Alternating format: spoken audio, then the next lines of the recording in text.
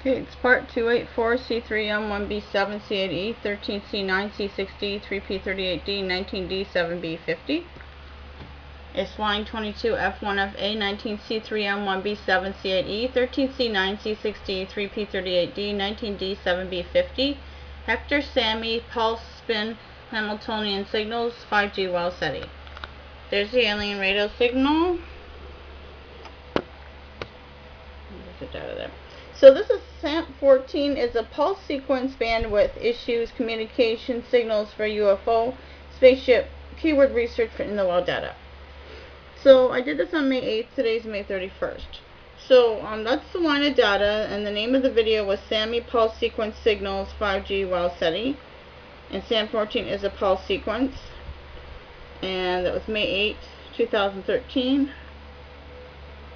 And there's selective averaging for high resolution solid state NMR spectroscopy of aligned samples. The lighting here is not very good. Let's try that. It goes better like that. So it's from San Diego, California.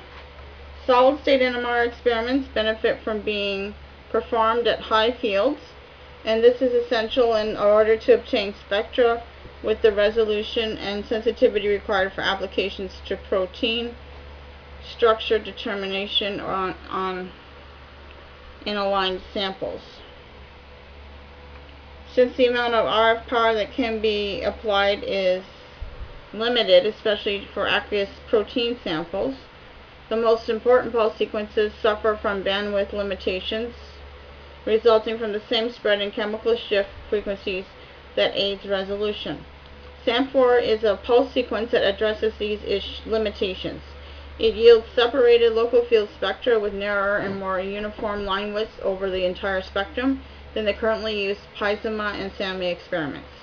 In addition, it is much easier to set up on commercial spectrometers and can be incorporated as a building block into other multidimensional pulse sequences.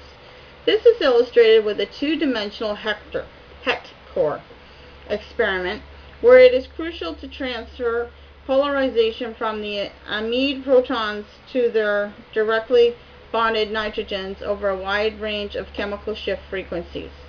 A quantum mechanical treatment of the spin Hamiltonians under high power of RF pulses is presented, which gives the scaling factor for SAMP4,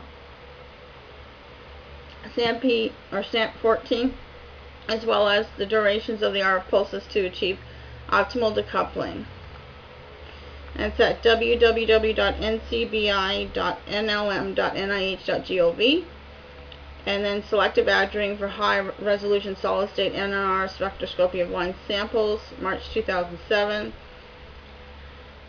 Solid state NMR experiments benefit from being performed at high fields, and this is essential in order to obtain spectra with the resolution and sensitivity required for applications to protein structure determination in aligned samples.